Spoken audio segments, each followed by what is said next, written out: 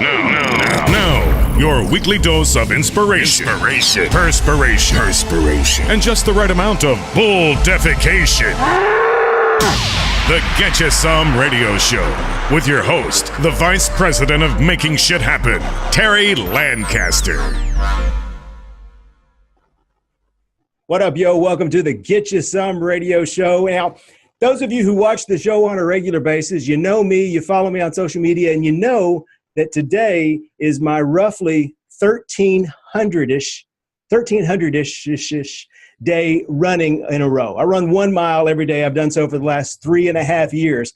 Today's guest makes me look like a sad little lad. My entire month's worth of running is a good Sunday afternoon jog for him. He's an ultra marathoner.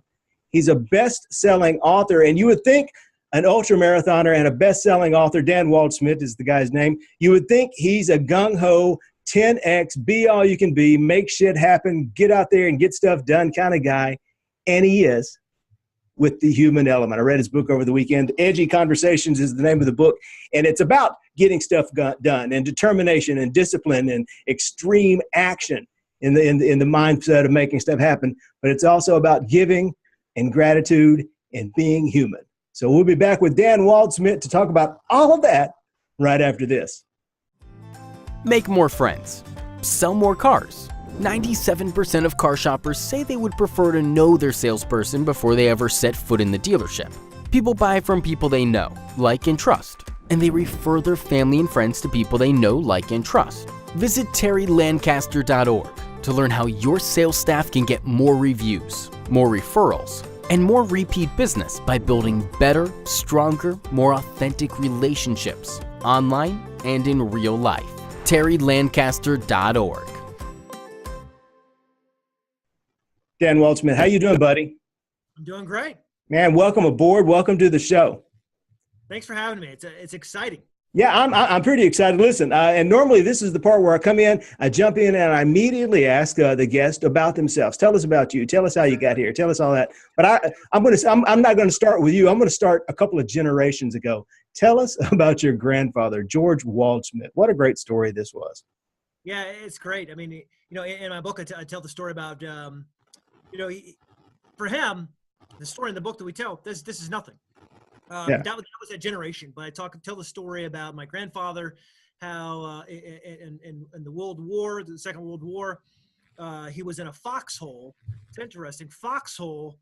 And very sick. We talk about bombs, we talk about getting shot. We don't talk about the dysentery, which basically you take your worst case of diarrhea and it's just horrible. Stuff's flowing out of you. You're already wounded. But think how uncomfortable it is. But you can't change your pants. You can't change your shoes. You're trying to keep your head down so you're not shot. And a mortar lands in the foxhole. His best friend put his arms around my grandfather and took a direct hit by a mortar shell. The backside of my grandfather was completely disfigured, blown off, pieces of his buttocks and his legs and his back. And he knew he was going to die if he stayed in that foxhole. He was just becoming weaker and weaker and weaker. And according to Gramps, 1.5 miles, 2 miles away, every night warships from the Allies would come close enough to shore where if you could get to the boats before they left, they would patch you up and take you back. And if you're thinking, did he do what I think he's going to do? Then the answer is yes. And he swam through the ocean, from the beach to the ocean, from the ocean to the boat. He says maybe 2 miles through the ocean. Can you imagine that? Can you imagine swimming 2 miles and then hoping that boat is still there? Yeah, 2 miles in the dark, bleeding. With shark waters. That's my first thought. There's sharks. Here's what's interesting, and I don't think I included this in the book, Terry. When my grandfather passed away, it's been a few years now, but he was a good man, and not perfect. We'll talk about that later, but right. Not perfect. But he was a good man, and when he passed, my uncles gathered us around and they said, so you heard the story of Bruce. And of course, my father's name is Bruce. Come to find out that buddy who was in the foxhole with my grandfather was named Bruce. Wow. My grandfather came home from the war. He named my father the name of his buddy who gave his life for him. So can you imagine waking up every day and seeing your only son, my dad was an only child, and seeing the person who gave your life for you. Yeah. That's meeting, that's inspiration. That's a reason to give your best every day. Yeah. And the funny, I completely unrelated, I happened to watch over the weekend Saving Private Ryan. And this is an amazing movie. And the amazing thing is, everyone, it's war. Everyone's giving their life. But Tom Hanks gives his life to save Private Ryan. And he pulls him over at the very end and says, earn it. Make sure you live the life worth living. You've been given this enormous gift. Get out there and earn it. It was a whole generation of those guys. They came back messed up in the head. They had seen some tragic things. But there's a whole generation of those guys who literally gave their lives. And I guess most of us, we don't, maybe I'll speak for myself. I don't often think about it because my battle is helping companies with strategy and helping them win versus their competitors. And it's not so much, what island am I going to take inch by inch by inch? Right. Or like, how am I going to capture more sales revenue? It's kind of weak. But it's an amazing accomplishment. I guess that's why they call them the greatest generation, right? Yeah, it is amazing. And this is what a lot of what you talk about in the book. And one of the quotes that stood out for me over the book is that a step is infinitely easier than a whole journey. Your grandfather, the hardest step of getting to the boat was getting out of the ditch. Was deciding, this is what I have to do. And whether you're swimming to a boat to save your life or trying to save your business, often the first step is the hardest. Yeah, absolutely. Last month I spent the last 30 days talking about the idea of momentum. And from zero momentum, standing still, people say, I'm stuck. I just don't know what to do. I'm stuck. Right. Well, that's a decision, by the way. That's a decision. Staying stuck is a choice. It's a personal choice. You may not feel like you're making it, but you are making it. And when you go from zero movement to at least one step, what is that? That's infinite momentum change. Right. And you go from one step to two steps, you have 100% momentum, right? 100% growth. And so we don't often think about that. We often think about, well, how am I going to get out of debt completely? No, no one said that. Someone said, how can I save $10 to pay down my debt? Right. How can I win, get into the president's circle or captain's club, or whatever sort of sales competition I'm in? It starts with one phone call, one email, one of everything. So don't overcomplicate it. Just do one thing that matters. Yeah, my analogy I use is, everyone badmouths the lottery. The lottery is a tax on people who are bad at math. And no one says, people say that your odds of winning the lottery are infinitesimal. Yeah. But your odds of winning the lottery increase infinitely when you buy that first ticket. It's the same thing with taking the first step. Your odds increase infinitely with one step. Yeah, people often say, well, how do I know I'm doing the right thing? Are you doing a thing? Yeah. But not there. So maybe the best way to spend your money is not playing the lottery, but at least you're taking action. And so now that you're taking action, you're spending money. Maybe the conversation is, how might I better invest my money? And so if you're one of those people who has to know exactly what the finish line looks like and what every step is going to lead to, you're making this too complex. Mm-hmm. Successful people take action. And look, it's not going to be a straight line, but it's going to be a gentle curve as you weave back and forth across that line. And every great company does it. You're not going to, what you can't afford to do is to stop, start. Whether it's starting your car or whether it's, getting in shape after a kind of a very gluttonous, Christmas holiday. The hardest thing is that first getting started. Once you've taken those first few steps, once you've gotten out there, it's easier to keep going, especially if you're already a half mile away from home, right, Terry? You got yeah, that's right. When I was running yesterday, and we had storms around here, so I was out for the run, and I was trying to dodge between the thunderstorms. I don't want to get struck by lightning while I'm out, so I run out, and it always happens at about the halfway point. There's a lightning has been detected in the area. Notice that's when the sirens go off, and okay, this is my farthest point away from home. Now I have to go back. There's no choice. Yesterday I was running up here. I'm in Lake Houghton in Michigan, family house, and I decided. I looked at my map. I thought I was all sophisticated. I'm like, okay, bing, bang, boom. Where am I going to run? Yeah. And I started running, and it looks like that's a legitimate road. When I got to the road, it was all sand, and I thought, well, sand, no big deal. I'll run. Pretty soon, about maybe 5 minutes in, my head and whole hair was covered with like butt flies. Oh yeah. It's just covering me, and I'm trying to swat my hands. Oh, you better believe my pace went from idle 8.5, 9-minute mile pace. I looked at my watch and I'm running 6:20s, 6:30s. All I wanted to do was to get away from those flies. Of course, they were, they were flying like 3:20s or something. They're way faster than me. But I thought, interesting. Here I am starting the run, thinking how tired I am. I just, traveled all this way up to the lake house. I'm thinking like, what am I going to do? And all of a sudden I found a burst of energy. You get covered in flies buzzing in out of your ears. A couple of them I even ate, Terry. But yeah. I had to peel some out of my eyeball the other day. They flew into my eye, and I literally have to reach into my eye and pull them out. That's I hate those things. Well, that shows you. You're thinking, well, how am I going to run a mile? Well, you just get started. Yeah. You get started, and you know what? The mile will take care of itself. Yeah. And so often, look, get started. It's like the whole hard work, smart work thing. Mm-hmm. You don't know how to work smart until you've already worked hard. That's a dirty little secret that no one tells you when they write all these books about productivity. Yeah. You don't know how to work smart. So what you do is you work hard. So silly example, I think I mentioned it in the book. At 4 years old, I started taking piano lessons. And Right.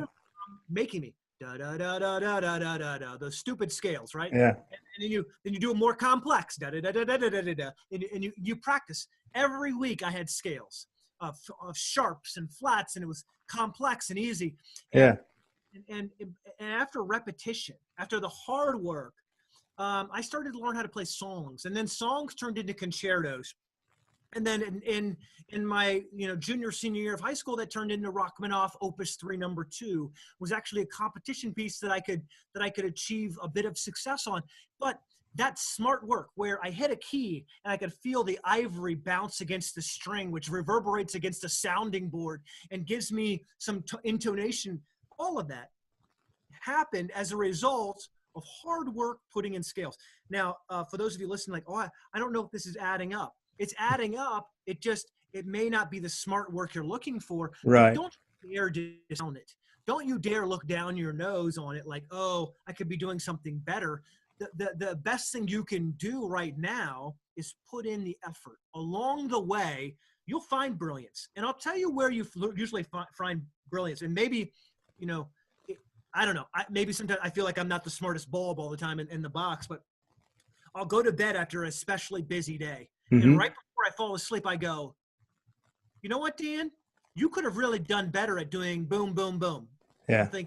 And all of a sudden it hits me.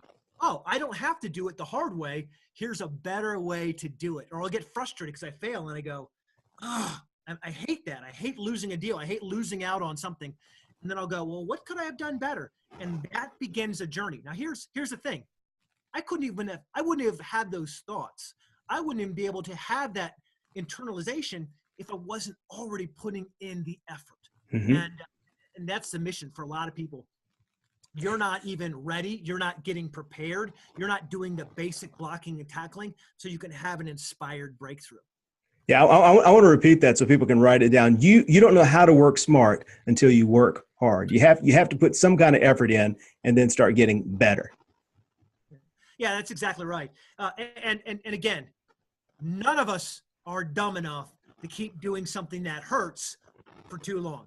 Right? Yeah. I'm guessing with 1,300 days of 1 mile runs, there are days you get up and you're feeling a little twinge, a little pull, a little something that hurts. Yeah. And the reality is you have to stop and go, whew, okay, well, I'm not going to break my streak because I want my – what do I do? How do I get through this day? How do I make this happen?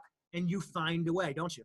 Yeah. And the way is pretty simple is you put one foot in front of the other. Yeah, that's exactly right. You start the foot, and here's the thing. I've run these 1,300 days, and I still look like I do. I don't look like Dan Waldschmidt. I'm still the big guy, and I like donuts, and I've got all this going on. I'm not perfect, but I'm the healthiest chubby guy you've ever met because I put in the activity, and that's one of your things is that perfection isn't the objective. Perfection, you don't have to be perfect to be awesome, is the Dan Waldschmidt quote.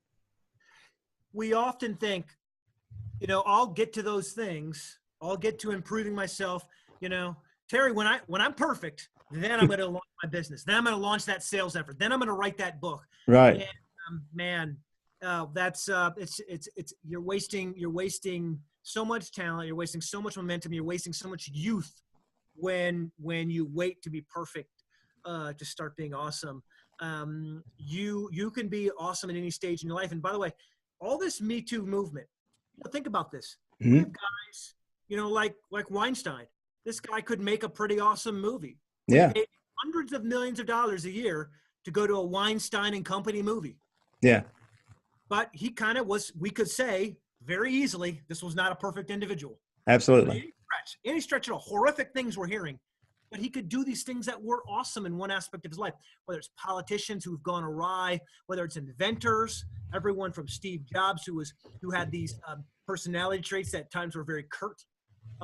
Look, we're all flawed. We're all flawed. That's not an excuse for improving. By the way, I'm not giving anyone a license to do vulgar, perverted things. I'm not. Right. You're not hearing me say that. What I'm giving you permission to do is to be awesome.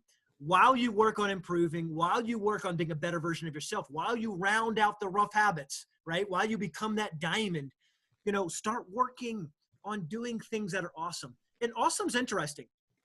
When I first say, let's be awesome, people kind of go, oh, there's Dan. Mm-hmm. If I didn't have the credibility of helping companies generate $17 billion in new revenue over the last 6 or 7 years, people would immediately kind of shrug me off. Since I have a track record, now they're like, okay, let's listen to what this guy's going to tell us. We'll keep it inside until he's done, and then we'll make fun of him. But when you set your vision on awesome, even things that are good become enhanced. Mm-hmm. Even things that are great become enhanced, because good isn't awesome, great isn't awesome, stellar isn't awesome. The only thing that's awesome is awesome. And so when you're looking at everything from your website to your business card, to your sales process, to your business strategy, to your execution of that strategy, to your processes, the measuring stick, and this is where it's really powerful, is a simple question. Is this awesome? So whatever it is our sales process awesome? Is our hiring process awesome? Is the sales strategy, marketing effort, social media, whatever it is, there's 100 things. Mm-hmm. Is that awesome? And if you answer the word no, that doesn't mean you have to fix it. All that means is that you're aware that sometime, when it's the right time, you're going to improve it. So pursuing awesome doesn't mean you're not smart about your priorities. Some things need your attention right now, some need your attention later. And that's the challenge. Your whole game goes up. And what you'll find is, people will say, oh, I didn't hit my quota. Well, the guidelines are not, have you been with the company 20 years? Okay, you're not hitting your quota, but you've been here a long time. Or I'm at 110% of quota, but I'm breaking the company policy, right? The standard is, are you awesome? Yeah.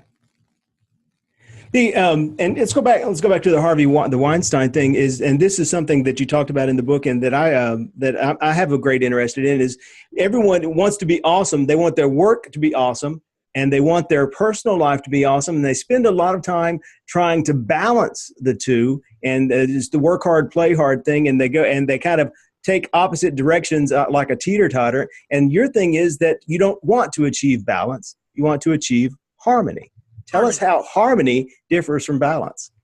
Yeah, let me make a brief note here, because I don't want anyone to misunderstand me. If you notice, by the way, at what undoes people, mm-hmm. why are individuals like Harvey and others seeing this career failure? Does it have anything to do with their business? Well, no. Things related that happened in the business, but does it have to do with, like, I don't know how to make a movie anymore? No. By the way, for those of you who are successful in business and are concerned about how things are going to go wrong, it most likely will happen because you take your eye off the ball in your personal life. I see more divorces causing business destruction, sales destruction. I see bad personal behavior leading to sales destruction. And I have to tell you, there's this harmony. You asked about harmony. If harmony is what drives the greatest concertos in the world, it's that soundtrack, right? That John Williams soundtrack that you love to your favorite movie, like Gladiator, where you hear the music and it mm-hmm. lifts your emotions in a certain way. Balance says that in all areas of my life, all the pieces are being treated with equal attention. But that's just not how our lives work. For example, I'm here at a lake house. I'm doing business. I'm doing a little bit of work while the family's off on the boat having fun and things like that. There'll be a time when I'll have some fun myself, let down my hair, or whatever, and enjoy myself for a little bit. But the reality is there are seasons. There are seasons to working hard, and then there are seasons to relaxing and rejuvenating. And if you try to say, this piece gets 5 minutes, this piece gets 5 minutes, everything gets 5 minutes, not everything needs equal attention. There are times where my marriage and my attention to my family needs a lot of attention because I might have been gone for 3 or 4 weeks on the road. And so I need to come home, send fewer emails, and just spend time with them. I don't give equal time to them and to work. I just spend time with them. And by the way, other times you're going into a difficult time and you have to say, hey, wife and kids, just like now, I need to do a little bit of work. I need to get things done. You guys go enjoy the day, and I'll be back to celebrate and have fun with you later. This idea of balance for many of us, I think it's been confusing. And for many of us, it's caused us to kind of not do any of this well. And I think the part that we can do well is understanding the balance and the almost the tides, waves that help us when we're trying to be harmonious. Yeah. You mentioned the divorce because people are paying too much attention to work and not enough attention to home. But you also have health issues because people are paying too much attention to work and they're on the road and they're eating Cheetos and drinking like a fish and smoking or whatever and not taking care of themselves. And I mean, you are the greatest asset you've got. So you have to take care of you. You have to build a better business to build a better you. And you have to build a better you to build a better business. It's all interconnected. There's synchronicity. It all happens at the same time. Yeah, and I'll write articles about meditation. I'll write articles about being healthy, financially fit, physically fit, mentally fit. And sometimes people would say early on in the blog, Dan, just stop. Just tell us your sales wizardry. Tell us the stories about, how to, build businesses that generate millions and billions of dollars. And I would say, well, see, here's where you're wrong. All right. You don't have the mental practice of mindfulness. And so when decisions come, you can take 40 years building a business and about 40 seconds to blow it up. And that's where you're right. There's a lack of awareness. So I have friends who are E-level, C-level executives at companies, travel, and still make time for health, still make time to make smart family decisions. And so it doesn't have to be one or the other. A lot of times we've been brainwashed to think that if I'm going to be a successful executive, I almost have to be a jerk. I'm stepping on people, I'm making all this happen. Don't you get in my way? I have to tell you, some of the most powerful people in the world are also some of the kindest, who were willing to spend time with you, who will take a moment to answer your question. And it's a little bit of a lie that we've been told. And unfortunately, it impacts our performance. Yeah, and this gets me. People are always looking for the tactics. What are the words I say? What are the buttons I push instead of the strategy? What's the overarching strategy for building the business and building myself? And one of the things you talked about in the book, actually two of the things, since we're on meditation and we're going to get all hippy dippy here for a minute, is you're all about giving and gratitude and the human connection, the human factor. That most of your success is going to be dependent on your ability to understand other people and yourself.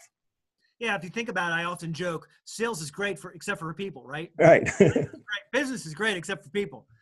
And ironic, right? As a guy who speaks to thousands of people, and I've sold 500,000 copies of my book, and yeah, it's all about people. But think about that. It's the negative people in our lives that cause us the emotional harm. Mm-hmm. It's the people around us who don't see our dreams the way we do it that really weigh on our shoulders. And so we have to be better at not managing those people, but at being aware of how those people impact us and how we perform based on their feedback of encouragement or lack of encouragement. And so, I was on several phone calls today where I was telling senior leaders, here's what they said, here's how you interpreted it. And there's a difference between the two. We all put our interpretations on things. And if you've never stopped to think about, wow, this is my baggage that I've been carrying with me for years, and it's impacted my personal relationships. Silly example, but I always think of the analogy of the 7 blind men and the elephant. Yeah. And They're all standing around the elephant. One blind man grabs the trunk and says, wow, I didn't know the elephant was so skinny. He thinks the elephant is the trunk. Another one's standing next to the leg and says, wow, how strong, with these strong toes. One's touching the belly, and each of them are touching a different part, and they are convinced that they are seeing the elephant, and they are, but they're only seeing a part of it. What mindfulness allows us to do, what meditation allows us to do, is pull back, not just see our perspective, but to see the entire perspective, to be emotionally intelligent, as I write in the book, enough to understand what someone else could be going through.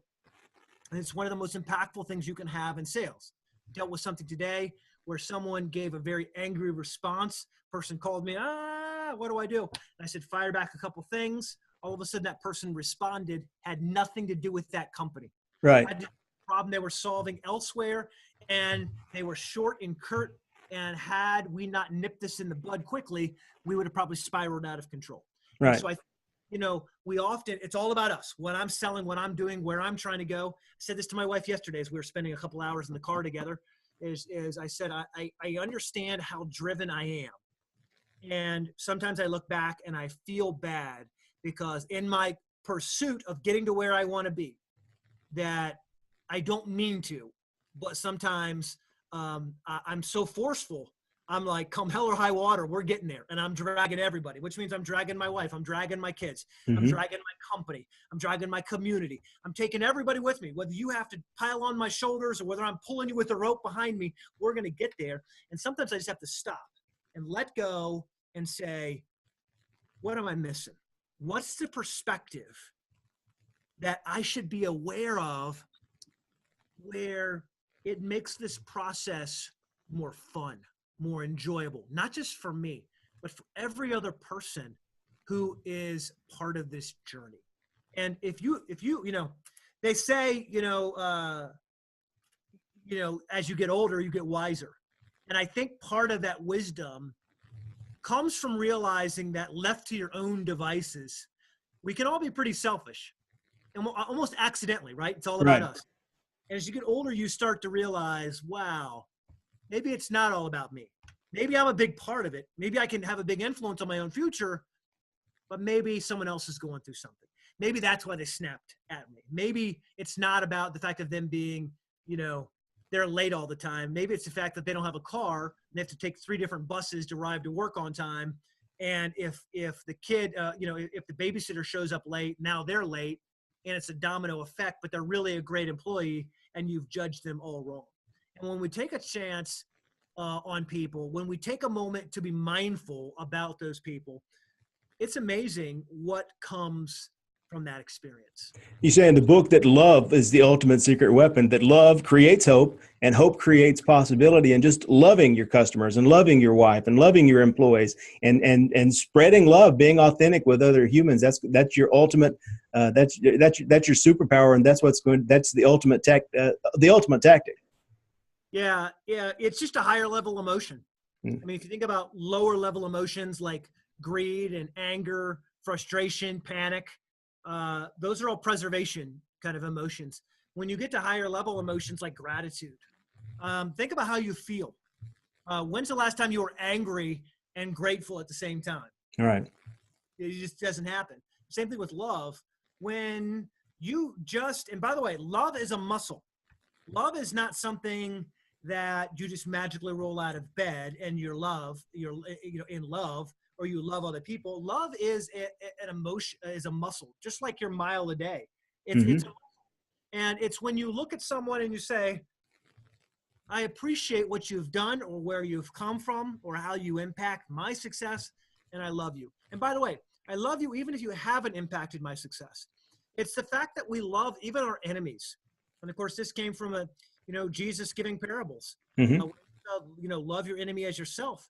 And when we're internalize, some of the best advice we've ever gotten has come from someone who's hated our guts, right? That some of the best strategy and personal development insights have come from somebody who had nothing but hatred for you and everything you want. And when they were able to pick apart where you're going wrong, they were able to tell you something that maybe your closest friends haven't been able to convince you of for years. It takes one person, even your enemy, who can show you the path forward. And so for those reasons, we give them love. And it doesn't just level us up. It allows us to reach a new level of awareness and empathy. And those are attractive properties. If you've ever been around a grandma, not the angry grandma, but the fun, happy, loving grandma, there's a reason why there's always a flock of young kids around grandma. Because she attracts. Maybe it's the candy in her purse, who knows? Maybe it's the smile on her face, but it's that attraction, and that's the magnetism that pulls that to them, and that's the power. That is the power of these magnetic qualities like love and empathy. It's when we give to others, they're just naturally drawn to us. So let's put it in sales terms. The grandma terms, the love and the gratitude and the big smile. Tell us how that impacts sales. Bottom line, how does that end up working? Yeah, most of our sales emails, sadly, are selfish. Mm-hmm. They're all about what we're selling, what we're going to do. We took our emails from about 10% engagement rate to 98%, almost 100% engagement over a process of about 30 days by switching our tactics from what I'm selling, even feature benefits, even results, even those great things like, hey, here's the change I'm going to bring you, to gratitude, mm-hmm. to love, to empathy. And when we were able to deliver empathy in an email, 33% of people who were getting our emails were responding right away, responding. And that's not magic. That's what Daniel Goleman, who's mastered the whole idea of empathy and emotional intelligence. It's why he says 95% of what makes a good leader is just this idea of emotional intelligence. Yeah. And the better we get in sales, the easier it is for clients to want to do business with us. I often tell some people there's really only 2 rules to being awesome. There's really only two rules to masterful sales growth. Number 1, be incredibly easy to do business with. And that's a empathetic thing. Be incredibly easy. No complex contracts and a complex process, none of that stuff. Be incredibly easy to do business with, number 1. Number 2, be so awesome people ask you for more. And if you can master those 2 skills, it's a watershed of sales opportunities and revenue headed your way. So if you ask yourself at every engagement, is when I'm saying awesome, will this lead to that other person being awesome or having an awesome experience? If you can answer those questions in the affirmative, then you're well on your way to being successful. If you can't say, this is awesome, you'll probably follow it up with a phrase like this. It's not awesome, Dan, but it's what we're doing, or it's what we've always done, or it's how we do things here. If you have to justify that, that tells me that you're in need of a better sales process. You need to infuse a little more empathy, a little more love, a little more gratitude. By the way, it'll change your process. If you're saying, Dan, okay, I get this hippy dippy sort of stuff, I buy it. Even if I buy into it just so it makes me more sales, I'm fine with it. I don't care how I buy into it. What do I do? Well, let's talk about that. Start by this. What if you woke up every morning, and I've got a notebook around me somewhere here, but what if you woke up every morning and wrote down 3 things you're grateful for? Maybe it's the fact that I'm looking right out the window and literally, 15 feet from where I'm sitting, there's a beautiful lake and a boat and jet skis, and I can go out there and have a great time. What are you grateful for? Have you ever thought about it? You could be born in a part of the world, and maybe you are in that part of the world where bombs are being dropped on your head, right? And people, discriminate against you because of your religion or, who your parents were or what caste you were born into. And if you're in the United States, if you're in a first or second world country, even if you're in a third world country, man, there's so much to be grateful for. Small steps can lead to big success. And the genome, kind of the little seed behind all of that, is found when you're grateful. Mm-hmm. 100%. So you jumped the gun a little bit on it. This may be the one, but one of the things I do here on the Get You Some radio show is I promise all the salespeople, because everybody's a type A personality. If you're going to spend 30 minutes a week watching the show, if you're going to spend 30 minutes a week with me and my guest, we're going to give you one action step, one thing that you can walk away from. You can put the phone down today and put into action in your life today to start making your life better, to start making your business better, to start creating health, happiness, and prosperity in your life. So, Dan, give us one thing that the salespeople watching today can do today to build a better life, to be more awesome. So I'll give you something free to download and to safeguard you. If you go to calendarofawesomeness.com, okay. By the way, there's no nothing to sell you, no fancy hidden things there. It's literally a free calendar that almost 400,000 people download on a monthly basis. And it takes the things, Terry, that you and I have been talking about and put it in front of a person, and it asks you at the beginning of a day, what's your intention for the day? What are 3 things you're grateful for day? If you have one big thing to accomplish today, what is it? That's it. And what's neat about the Calendar of Awesome is, left to our own devices, even though we're good people with big goals, solid dreams, lofty ambitions, all that good stuff, we get sidetracked because life comes at us from different angles. And so what we designed is literally a 31-day, sometimes it's less if there's fewer days in the month, calendar. It's a PDF you could print out each day. If your boss is paying for the ink, right, it costs you nothing. Right. If you have to print out a page, it'll cost you a few pennies. Yeah. And you can get it from Calendar of Awesomeness. It just reminds you some of the basic things we're talking about today. If you don't have a coach, and I've got coaches for running, I've got coaches for business, I've got coaches for, just my personal life. I feel like I plug in coaches. If you're somebody who says, Dan, I want to be better, but maybe I don't have money for that coach or that thing, you need something to remind you to go and execute at a high level.